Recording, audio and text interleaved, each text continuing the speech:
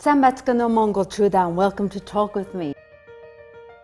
Outspoken, passionate, and sometimes controversial, Tseren Enebish hails from Mongolia's Bayan Hongod province. She's an artist, mother, wife, and explorer of remote destinations. In the early 90s, she and her Dutch husband, Rick, set up Tseren Tours. Today, Tseren Tours is the leading UB-based company specializing in adventure tours. Tseren, hello, welcome to you, my friend. Yeah, hello, Alisa. It's good to finally get you on the show. You know, I've been in UB for a few years and I've passed you many times, and now you are, well, we finally get to have a good chat. Thank you. Yeah, thank you. How are you today? Very well, thank you.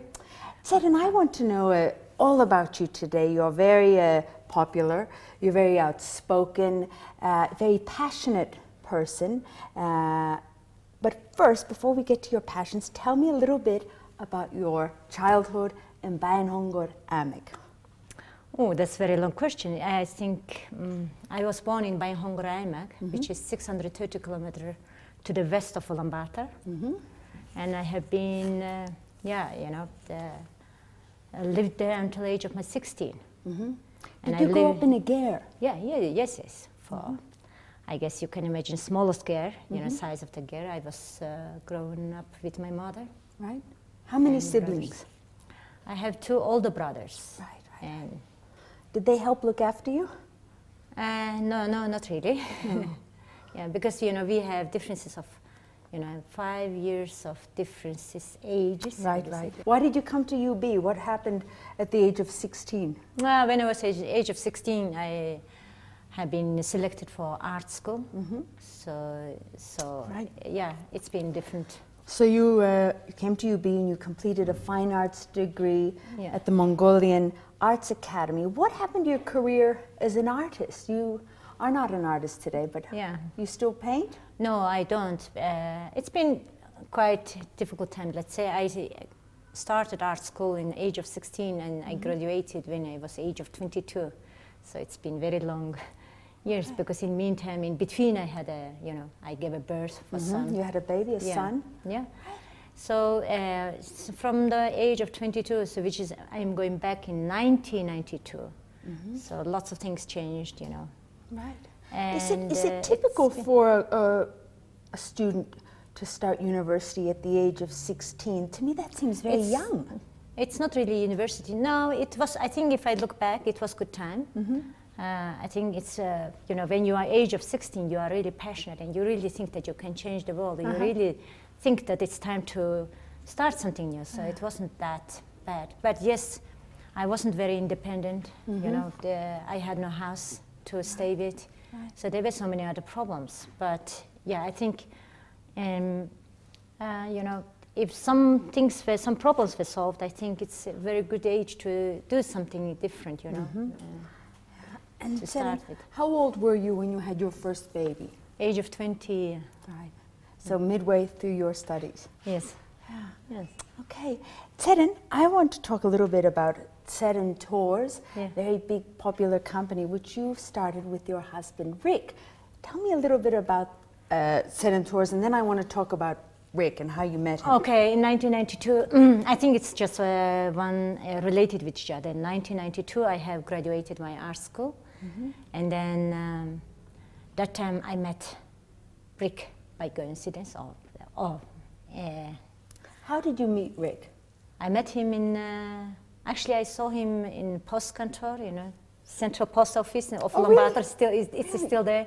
And then a little later on, I saw him on the Ulaanbaatar Square. He asked me, where can I find this North Korean embassy, which he still doesn't remember. And later on, I saw him in Ulaanbaatar Hotel. He probably thinks you were stalking him. No, but we really met. But all the meetings, I remember very well, he doesn't. Yeah. So. Typical men. Yes, I would say so. Tseren, Rick is a very fascinating man. You told me before, the way he found his way to UB is he actually rode his bicycle here from the Netherlands. Yeah, that's right. In 1990, he left Holland on the bike, to go to make a big tour. So he promised to come back before Christmas, but which has not happened. After 2 years, he came back eventually before the Christmas. But anyway, he made a great journey all the way from Europe, you know, to the Turkey, Pakistan, Iran, China, and Mongolia, and Russia, Belarus back. Yeah, and so that's how we met. So when he stopped in Mongolia, I met him. Yeah. Then he met a beautiful, exotic Mongolian woman, and the rest was history. No, I hope so. Yeah. So, I mean, you two hit it off from the start and decided let's do this tour company, or did you marry first?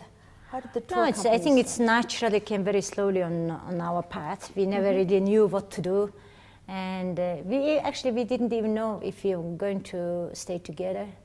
And life was so complex, I have to say. And my mom was not very, fond freak, because she wasn't fond of him. No, because once you are Mongolian and you should marry a proper Mongolian man, etc. So it's been not so easy. Yeah. Well, one of the questions I wanted to ask you is have you received a lot of criticism over the years? I mean, there's a lot of nationalism in Mongolia about Mongolian women marrying foreign men. It's seen to be diluting the blood of Chinggis. Yeah. How do you deal with this? I think nowadays it's almost like a fashion to, sometimes I have an idea, that mixed couples, maybe I'm wrong, but that's my idea. But back 20 years ago, 15 years ago, when you go on the street, it's been very hard because people would yell to you most nasty things, and that's very hard. Even all the neighbors looking at you, so you not really want to be so proud of your relationship. So it's not any easier today being married to a foreigner, a non-Mongolian, than it was 20 years ago? It seems now, if I look for other people, it seems much easier. But I'm sure they might have their own struggle. But I think especially for public person or person like me, who are, surrounded with many different things and who are actually quite active in many social lives sometimes. And sometimes I speak very strongly about Mongolians or nationalism or whatever, or tradition. Then often I have been criticized. Why are you married yourself then with foreigner? Yes. Would you say Mongolians are perhaps too nationalistic in that regard? No, I think not really, because if you really look back history, I think Mongolians were very tolerated with the accepting and giving and taking with all this stuff. But I think maybe we lost a bit lately, a little bit too much of our tradition or our value of us. And therefore we are also looking for many different reasons. And one of that could be because, too many mixed couples. Is it the same if... It's not really so bad. We're just trying to figure out actually why we are kind of so lost nowadays. It's not. It could be one of the factors.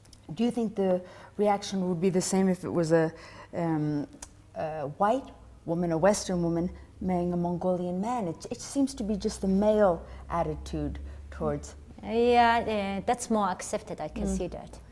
And I think it's unfair that a woman always has to be, accused of anything, whatever we do. But again, I never like to speak about gender. I never like to speak about. I never like to speak about different sexes. I think we all should be a little bit equal.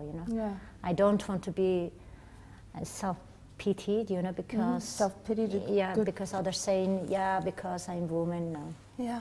Tseren, does your mom now love Rick? I mean, does she consider him to be a son, even though he's not a Mongolian? Yeah, she has to accept it, and now has to, it took for some years, and she loves him now dearly, yes. That's good. Yeah.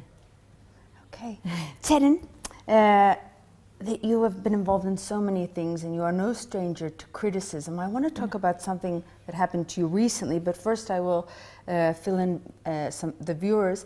New York-based producer Otto Bell and photographer Asher Svidensky made a really popular documentary called Eagle Huntress about Ashol Pan, a 13-year-old girl from the Altai Mountains of northwestern Mongolia, where the tradition of eagle hunting is traditionally done by males. You were there recently in Bayanolgi Amig for the Eagle Festival, and you called upon Ashol's family, and you found that the rights for this film were secured by a $1 contract, which had been written in English and witnessed by a partial third party. Thank you very much for bringing up, you know. Ashulpan is a lovely 13 years old Kazakh girl, you know, and indeed, just recently I have been in Baymulgi Amek, and I discovered actually that contract has been made with Ashulpan's father was really weird or strange, let's say, and that contract has been done by private initiative of the Otto Bell, and Asher Svidensky has been making before his shooting, which is chosen one of the best photo of the 2014 by National Geographic, let's say.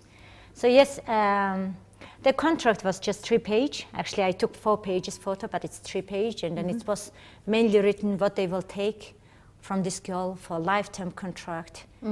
Photos taken, photos will self-produce, and all the rights has that Otto Bell, but there is nothing written what this girl will, what Ashulpan will benefit out of this contract. Exactly, and the consideration, yeah, $1. $1, and well, there is so many discussions. Some people saying that does exist in this, you know, history, or that can happen, etc., etc. But I think it's Ashulpan is an incredible, unique girl. I believe that there is only one Ashulpan in the whole world. Yeah. Only this. If you think about Kazakh eagle hunters or eagle hunters, most people what they would imagine or what they would see is the man in winter, you know, with this furry hat and cool man on the heavy eagle on the, you know, on the arm, and it's such a harsh winter. Plus, you know, -40, they survive, and they hunt with the eagle. That kind of image you have. But imagine, the Kazakh people really tend to keep their girls in their home, you know, so traditionally, women are women there. But in that, such a hard, harsh sport, one shining star is coming, that's Ashulpan. And I think it's incredible. It's life, it's, you know, it is not fairy tale. It is the hero which we have nowadays. And this British Otto Bell made a contract with him, with the family, actually, for $1. I think that's... well, would you call it exploitation? I just, sometimes it's speechless, you know, how could you do this? There is no value for my culture, for our tradition, for the girl. You know, I think this has to be exposed. But anyway, Otto Bell has been agreed actually to make a contract for 3 different languages. But because this contract has been first of all made in English, so signed in English, this father didn't know, and translator has been translated orally, not, you know, written. Yes. So second of all, there is nothing written what girl will benefit out of this shooting or filming or whatever. And third of the thing is, there is nothing written about this girl's risk on that. Imagine this girl has been going very high mountain, rocky cliffs to take out the, you know, how do you say eggs? Eggs, not eggs. Little birds, little birds of the, of the eagle. Gosh. And I used to climb a lot of the mountains, and it's incredible risky part what they have done. And So then they in the asked her contract to is do not this. written anything about that girl. You know, if she would fall down or if she would crack her face or whatever, what will happen? Who will be responsible? It's not written there. And I think it's totally irresponsible from Otto Bell to make such a contract with this Ashulpan's family. And top of that, Otto Bell is not someone. Otto Bell is the director of the Ogilvy Entertainment in New York. He knows what contract means, and he knows how contract looks like. So, and he knows what he can make out of this film. Of course. What's going to be the outcome of this? I mean, I know you've been in the firing line. I mean, there have been a lot of people criticizing you. Another very highly regarded woman in Mongolia has been tweeting about you, and there was a big sort of a smear campaign against you. Yeah. What do you say to your critics? No, you know, when I brought this one, the Oyinga from Math, director of the Math company or whatever, she said that on her tweet, she tweeted that Tseren is making PR with this 13-year-old girl. I think there is so many criticism. That's impossible. We don't believe it. And you know, that these kind of things you used to hear it. But when someone is obviously saying that I'm making PR with this, I was upset. Because first of all, when I'm sitting there, when I'm finding out all these documents, I'm not thinking to make a PR with this. Well, whoever, whatever they say, it's pure my heart goes. And then it is, on top of that, we are all the time talking about, you know, our treasure, you know, about culture. Yes, well, I think that would be apparent to most people, and I certainly agree with you. You know, so anyway, and then they said Tseren has been kicked out all these Mongolia promoters. I think we don't need to promote Mongolia for $1, I think, because it's win-win. Otto will make a film, beautiful film, I'm sure for that. And he will make also lots of profit, I'm sure for that.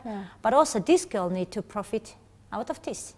And I'm talking, and then I have been spreading out this word because these Mongolians, you know, they should know about this. Really, they should know that. If they don't believe me, they have to look at the contract itself and they have to make their own judgment and analyze. Of course. Is it normal?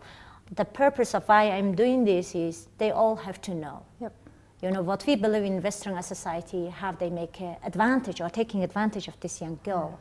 I think this should be exposed and this should be known, we all know, and we should watch out. I think Mongolia needs more fiery women like you. I think that's yet again, I know my limit. I think I'm not going to New York to okay, I think we should all know, we Mongolians, we should know, and we should, we should, you know, we should be united to say something about, or to protect this girl's right. I agree.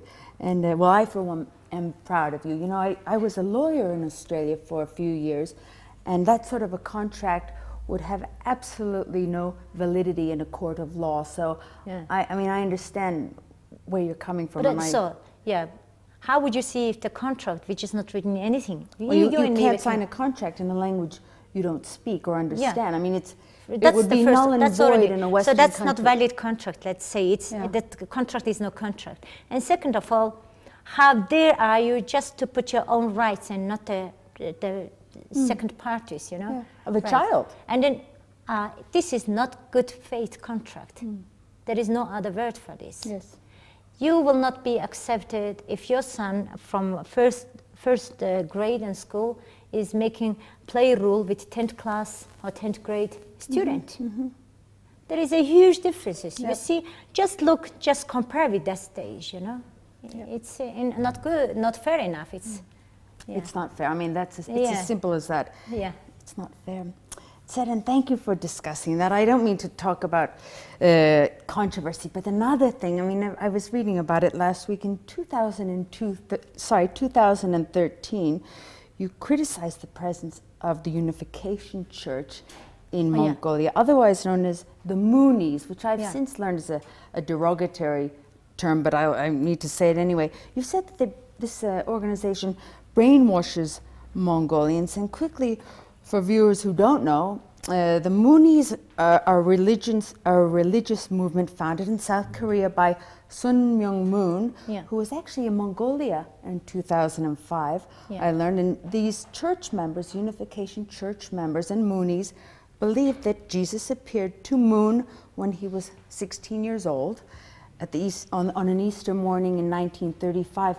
Now, Tseren, to me, this is no different from, you know, the Scientologists, the Mormons, any religion. I mean, they have their own beliefs. And I sort of, you know, I don't like seeing Mormons at NADAM trying to convert everyone. It gets to me, but I don't feel strong enough to go out and say something. But you do. You gave it to the Moonies in UB. Tell me a little bit about this, because you were criticized about that too. Sung Myung Moon has been passed away 2 years ago, back I think. But he left behind incredible big institution, which is so much related with the politics in many different countries all over the world, and also lots business, you know. And I think I didn't really care. I could say that I don't care who is making what money I have. I could, you know, this is actually none of our business, business-wise. But I think I really not like, because Sung Young Moon's organization comes really under the, you know, very slow way. You're saying they sneak in there. And yes, they are, what I'm criticizing, it's indeed in March in 2014, was it? Or 2014, I have been exposed about information about what they do in this organization. What they do and they in are Mongolia? really, they are in Mongolia very active. Most of our politicians has been involved with them, have some, and often they don't know if they've been tricked. Often they something to do with the business. But what I'm saying is, what I'm trying to say is, they are so much in our education system, in Ministry of the Education. Actually, Ministry of Education is completely Moonies. It is no secret. Yeah. Yes, Tseren is telling that this one. Most people are afraid to tell, but it is really. And I think, and through the education system, they're really trying to brush or wash the brain. That's what I'm saying. But there is so many different organizations, like many different clubs and many different, you know, encouraging students. Let's speak the truth, inspiring the kids or whatever. You know, they have so many hundreds of beautiful names and organizations in small organizations, and it's all spreading out the you know. The words of the Moonies, and the message of them is, how would you feel like your children has been told by someone else that your parents, Alison is your not real mother, your mother is up there, you know, you really have to believe. Yeah. Ivy, all right. I mean, that is happening, and most people seems that they are not aware about this. And I think it's such a big worry in the future. If we not discuss about this, you know, our kids will be slowly zombies. So people saying, are you not afraid to speak about that? They ask me often. I'm afraid how will it look like after 20 years when my kids grown up. So what is more scary? I think that's more scary. So if you really look about the future, we have to stand up and say about this. I think with those who don't know, they have to search on the Google Sung Young Moon and Moonies and what is Unification Church, and they will find out a lot more information. And anyway, my country has been, my Mongolia has been so much under this coverage of the Moonies sect, and most of us have even no idea. They do have summer camp, they do have kindergarten, they do have school, they do have university. And our education system, our Ministry of the Education is full of Moonies. can people find more about this on your website? How do people... No, they will not find out, you know, as a just individual person. Tseren is just telling about this with fact on my own Facebook, nothing else. I'm not a blogger, I'm not a journalist, I'm nothing, but all the information which I have collected, I expose it on my own Facebook, and then that's been spread out so much. Because most media or most newspapers wouldn't say about this. Why? Because they have a contract with them. Right. So they are not allowed to say anything about them. Interesting. Do you think because Mongolia is a new nation in terms of democracy, do you think Mongolians are particularly vulnerable? It's very vulnerable. I think Mongolians are trustworthy, we believe. We are, in a way, I wouldn't say we are very naive. In some ways we are naive, but on top of that, I think Moonies are always focusing on most vulnerable people. Let's say people who are in search of something. Who are out of the town, who are not very well educated. They will never approach you. They will never approach me. Because we are not approachable people. But they will approach the people who are age of under 16, 18, in students, those students who came from the countryside to city, who cannot find their own path easily, they are targeted by the Moonies. They will not come just to mid-average people, because they know they can't convince them. I know a little bit experience how church works and how they cheer up each other. So. But this Moonies or any sect is nothing to compare with church activities. It's just a lot worse than that. It's brainwashing. It's damaging our future. It's nothing to do even with belief.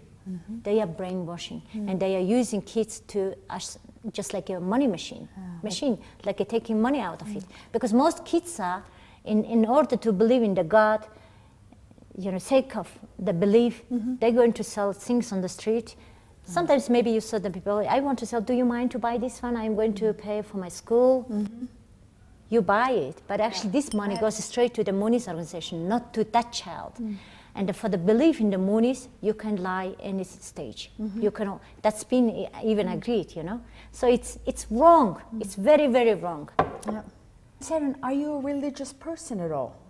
I think I'm not. I believe in love. Love can change in so many stages. Love from anyone. I think in this case, I think if I really look back today, who I am, how I, you know, how I'm standing up here myself, I think there is really my mom's love and belief in me. That's how she, you know, she made me who I am today. And well, again, I had lots of disagreement with my mother still, but I think many stages she was just with me, and sometimes she knew how to shut herself up, and that's been great help. It's very hard as a parent teaching your kids about religion and God, and I mean, I struggle, and I don't want to tell my children, you are a Christian, you are a Buddhist. I tell them the truth about all religions, and I tell them I love them, but I also tell them they are made of the dust of stars, you know, and that's pretty magical in itself. And I say, I don't know, kids. Hey, you saying dust of the stars? That's Even very. the explosion That's of the very. big, Yeah. I mean, that's beautiful. Because that reminds me of one thing. One time, my husband was talking with two son, and then he said he was telling Papa was just traveling in the countryside, and I saw the falling star, and then I wish really I had two beautiful sons, and that's how you came. Oh, you know? Isn't that? And they really believed. I like. Well, that to me is just as good as any religion. That's beautiful. Tseren, I want to change course completely. Okay. And I want to ask you, I mean, you're sitting here, your hair matches your top. I try to make your show very colorful. I love it. I'm sitting here looking like Nancy Reagan. I want to know, why do you have blue hair? I just, I have so many times been asked that question. I know, but have you ever been asked on an English talk show? No, but you know, it depends on who is interviewing me. I give it every time different answer. Well, give me a new answer today. Make something up. Okay, I just want to be a little bit different. I like it. I've always wanted pink, right? Like a Katy Perry pink. But my children would be mortified, you know, dropping them off at school with pink hair. They would absolutely, I mean, they'd have a fit. So, you know, I can't be an embarrassing mom. Do your sons say, Mommy, you're the only mommy at school drop-off with blue hair? Did they ever say that? Yes. When I came first time to school to pick up my son, all the kids were pointing me and they were laughing. And sometimes also when I'm going in the shop, etc., kids are just saying, and then very quickly they just try to turn their backs. But my message to my boys is also trying to say, you can be different, but don't be afraid. Does anything ever really bug you or get you down?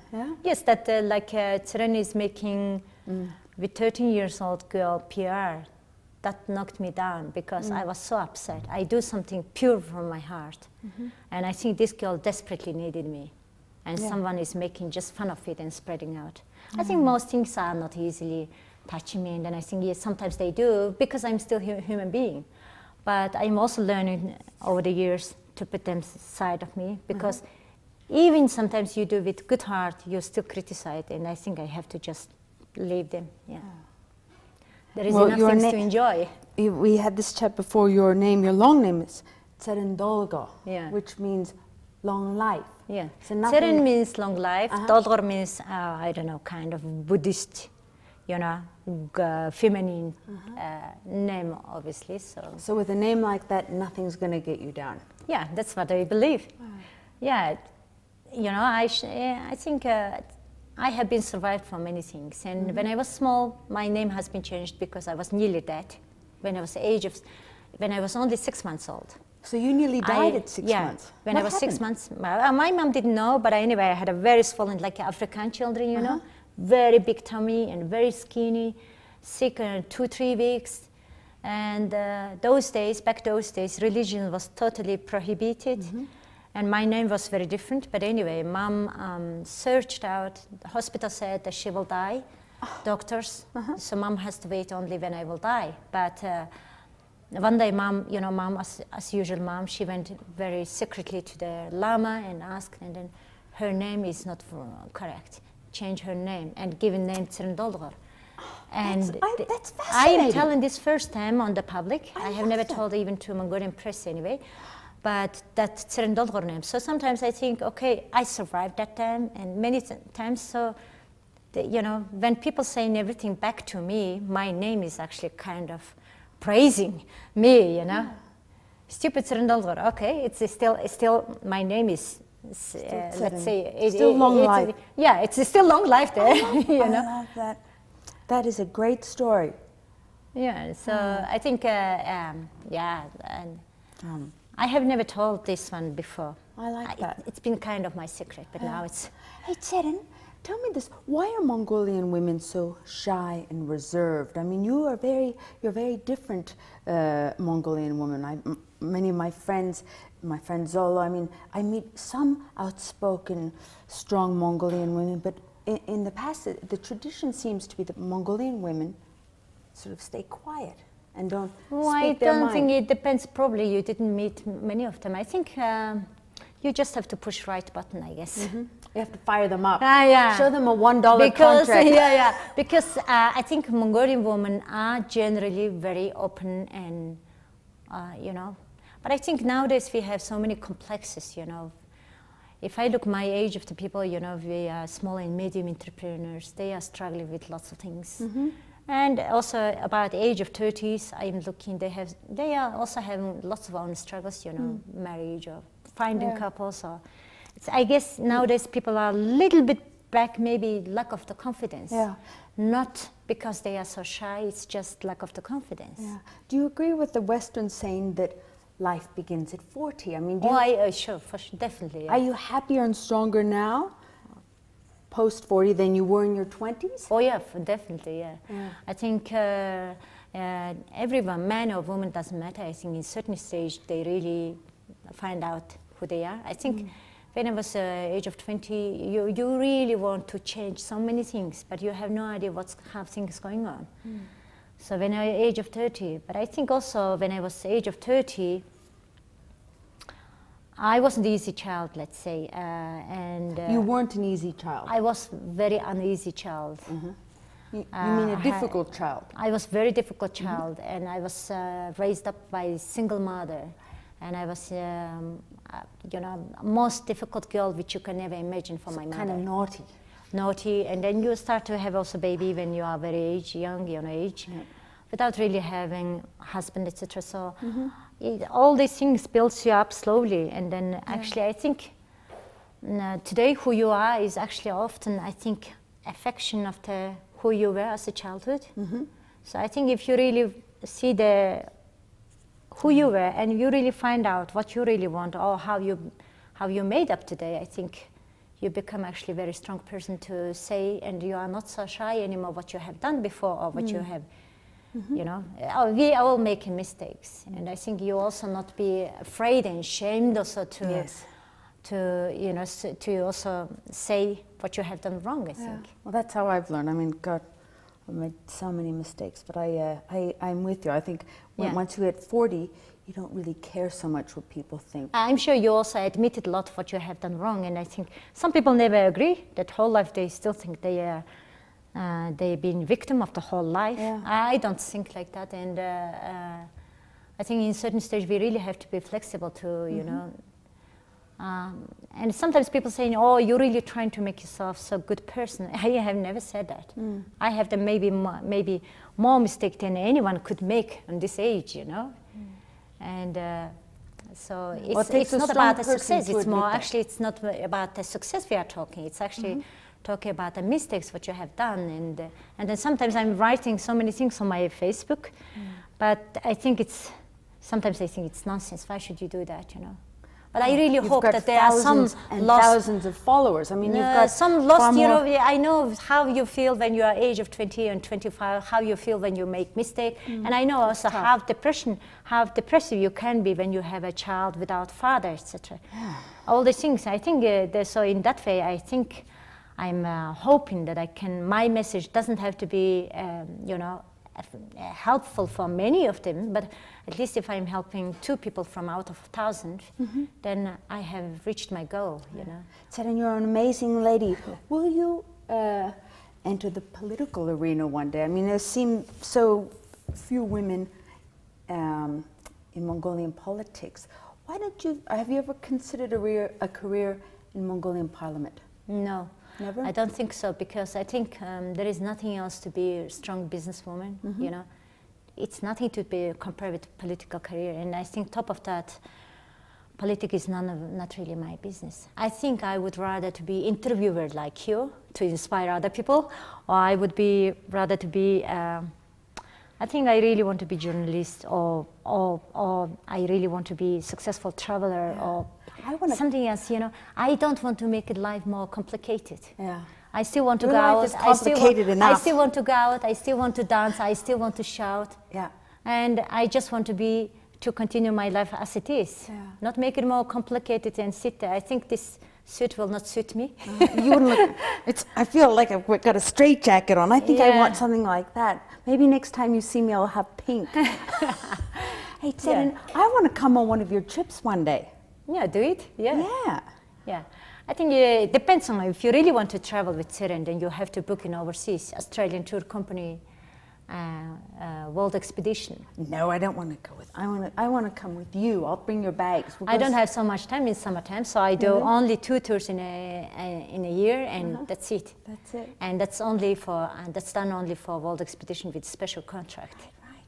Hey, Tseren, what's your favorite spot in Mongolia? Your favorite place to just be alone? Home, I guess. Home where? In UB? Yeah. Oh, wow. Because I'm often outside, to be honest. Yeah. In summertime, I'm traveling a lot. In winter, I'm also traveling a lot to overseas. And I'm always meeting with different people in different spots. And once I'm at home, how wonderful that I still have home. Yep. Okay, well, Tseren, it's been really wonderful talking to you. Yeah. You're an amazing lady, and I feel lucky to have you as my friend. So wave to me in the car park at the school. Our kids go to school together, and you might see me with some pink. Maybe a Tseren blue. Okay, thank you, my friend. Yeah, thank you. So good to see you today. Yeah, wonderful. And that's all for today, viewers. I hope to see you next week on Talk With Me. But for now, Bayır stay in that old sea.